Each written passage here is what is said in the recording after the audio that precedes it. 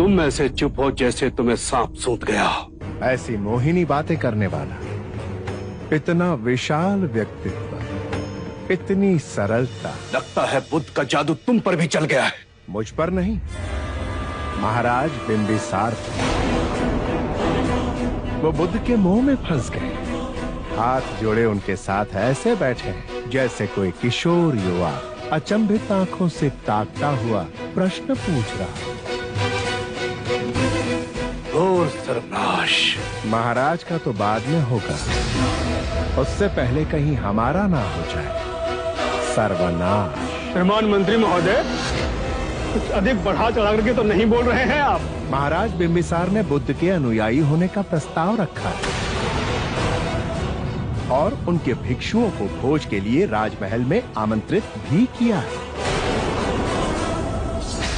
कुलगुरु, आप अपनी चोटी संभाल कर रखिए, कहीं ऐसा ना हो कि ये आंधी जिसका नाम बुद्ध है आपकी चोटी जड़ से उखाड़ ले जाए। अर्थात हमारे महाराज बुद्ध के विरुद्ध में कुछ नहीं सुनना चाहेंगे। अरे वो बुद्ध जन जन को जो ज्ञान का मार्ग बता रहा है, उससे सबसे ज्यादा हानि हमारी होगी। एक अधिपत्य हमने बनाया, हम ब्राह्मणों को ब्रह्म ज्ञान का स्रोत माना गया। हमारे ज्ञान के बिना क्षत्रियों का भी कोई बल न था। हम दरबार में भी राजा से वशिष्ठ बने। वाणिज्य करने वाले तो सिर्फ अपने धन को बढ़ाते रहे, उनकी सोच वही तक सीमित थी। और शूद्रों को हम सबकी सेवा करने का सौभाग्य हमने उन्हें सौंपा। ये व्यवस्थित ढांचा जो सदियों से चलता आ रहा है, एक व्यक्ति जो क्षत्रिय है, सिद्धार्थ गौतम, ब्राह्मणों से उच्च श्रेणी में पहुंच सारी व्यवस्था को तहस नहस कर देगा। गुरुवरे, हमारे धर्म का क्या होगा? क्या होगा हमारे धर्म का? धर्म तो हम ही है ना। हमारे शत्रु के मित्र हमारे महाराज। तो क्यों ना हम अपने शत्रु के विरुद्ध एक नया शत्रु पैदा करें। अरे ये बहुत गंदी राजनीति है। हम ब्राह्मणों को ये सब कुछ शोभा नहीं देता, परंतु हम कर भी क्या सकते हैं। हमें अपने धर्म की रक्षा करनी है। हम अपने रक्षक तैनात करेंगे जो हमारी छत्र छाया बन सके, जो हमारी बात मान सके, युवा हो जिन्हें उकसाया जा सके, विवेक और विचार जिनके साए से कोसों दूर दूर तक भागे, संपूर्ण क्षत्रिय स्वभाव हो, जिनके हाथों में हमारे महाराज कठपुतली बनकर नाचे। ऐसा कोई है? हाँ, है एक,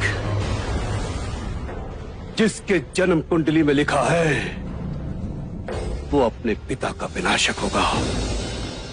हमारे महाराज बिंबिसार का पुत्र, युवराज अजात शत्रु, जिसका नाम भी शत्रु पड़ा, जो अपने पिता का शत्रु होगा। हमारे शत्रु का शत्रु बनेगा अजात शत्रु।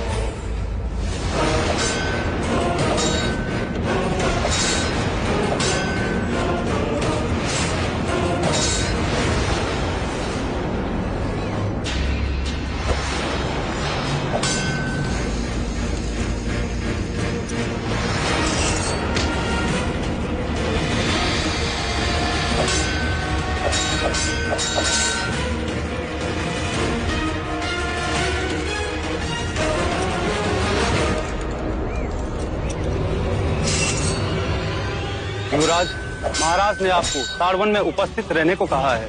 किस कारण विशेष से? महाराज चाहते हैं कि आप बुद्ध के दर्शन करें। मैं और बुद्ध के दर्शन करूंगा।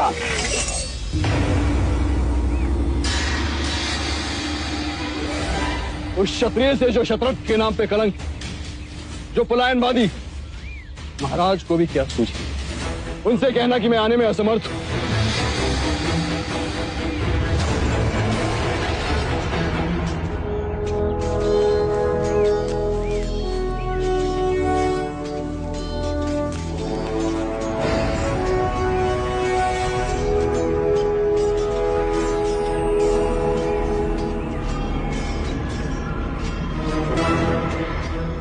आज सूर्य पूर्व से ही उदय हुआ के कुल वहां हमारे पिताश्री हमें सन्यासी के दर्शन हेतु बुला रहे हैं और यहाँ हमारे कुलगुरु हमारे दर्शन हेतु आए।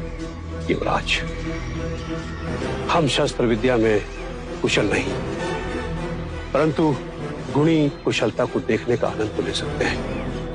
हमारी तलवार की टंकार से बड़े बड़े कांप जाते हैं। युवराज, आपके शौर्य की चर्चे मगध से बाहर भी हो रहे हैं। आप केवल हमारी प्रशंसा करने आए अथवा कोई कार्य?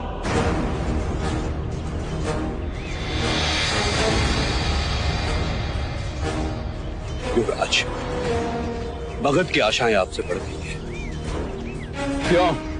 हमारे पिताश्री महाराज बिंबिसार तो है ना, कुशल शासक, जनप्रिय, न्यायमूर्ति।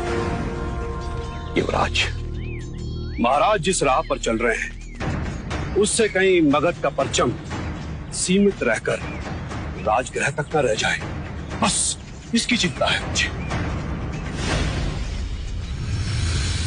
ऐसा क्यों हो?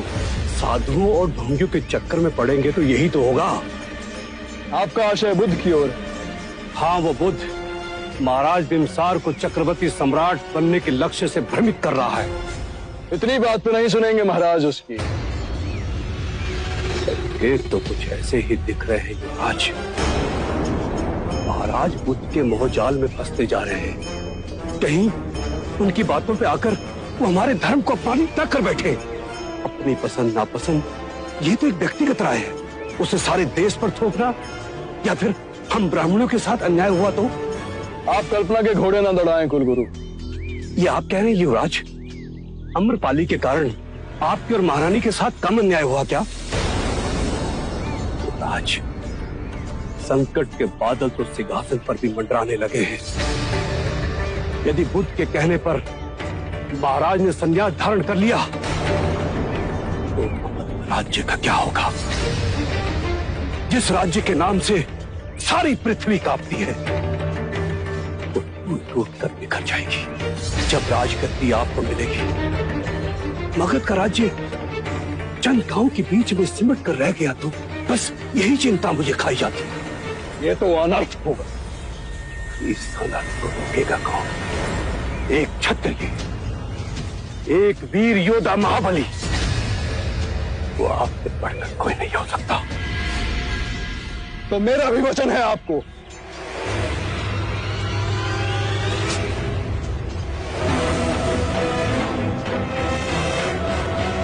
मगध का राज्य चारों तरफ फैलेगा। मैं चक्रवर्ती सम्राट बनूंगा। मेरे नाम का लोहा पूरा विश्व मानेगा। और हमारे विचार का ब्राह्मण सत्ता के भागीदारी बनेगा।